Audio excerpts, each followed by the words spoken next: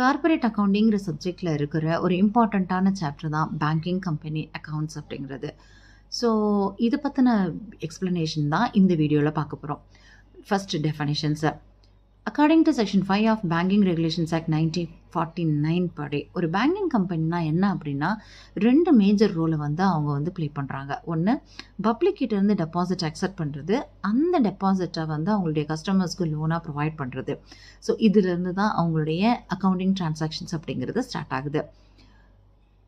Important provisions of the banking regulations act 1949. The first provisions அப்படிங்கிறது prescribed form, அதாவது banking regulation act 1949ல் அக்கௌண்ட்ஸை எப்படி ப்ரிப்பேர் பண்ணணும், என்ன ஃபார்மெட் ஃபாலோ பண்ணணும்னு சொல்லியிருக்காங்களோ இந்த ப்ரொசீஜர் படி தான் எல்லா பேங்கிங் கம்பெனியும் அவங்களுடைய புக்ஸ் ஆஃப் அக்கௌண்ட்ஸை மெயின்டைன் பண்ணணும்.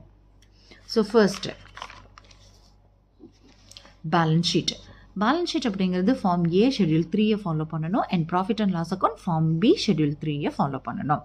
அக்கௌண்டிங் இயர் ஒரு கம்பெனியோட அக்கௌண்ட்டை க்ளோஸ் பண்ணுற மாதிரி தான் பேங்கிங் கம்பெனி அக்கௌண்ட்ஸு.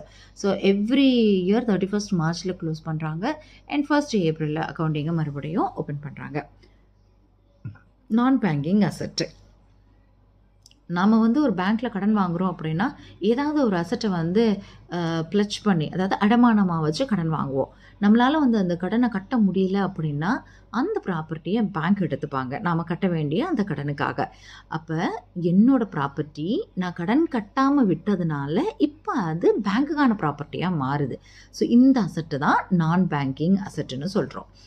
இந்த அசட்டை பேங்க் ரொம்ப வருஷம் கையில் வச்சுக்க முடியாது. வித்தின் 7 இயர்ஸில் அதை டிஸ்போஸ் பண்ணிடணும். Next one is statutory reserve. Every banking company, அதாவது இந்தியாவில் ரெஜிஸ்டர் பண்ண எல்லா பேங்கிங் கம்பெனியும் அவனுடைய ப்ராஃபிட்லேருந்து 25% ஸ்டாச்சுட்டரி ரிசர்வ் மெயின்டைன் பண்ணணும்.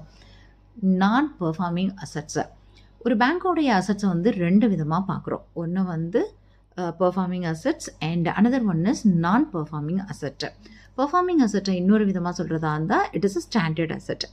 அதாவது ஒரு பேங்க்கை பொறுத்தவரையில் அவனுடைய பெரிய அசட்டு நாம் சொல்கிறது என்ன அப்படின்னா அந்த பேங்க்கு கொடுக்குற லோன்ஸ் அண்ட் அட்வான்சஸ் தான், சரியா? பட் அவங்க கொடுத்த அந்த லோன்ஸ் அண்ட் அட்வான்சஸ் மூலமாக அவங்களுக்கு ப்ராப்பராக இன்கம், அதாவது நாம் இன்ட்ரெஸ்ட் பே பண்ணிகிட்டே இருக்கிறோம் அப்படின்னா அது பெர்ஃபார்மிங் அசட்டுன்னு அர்த்தம்.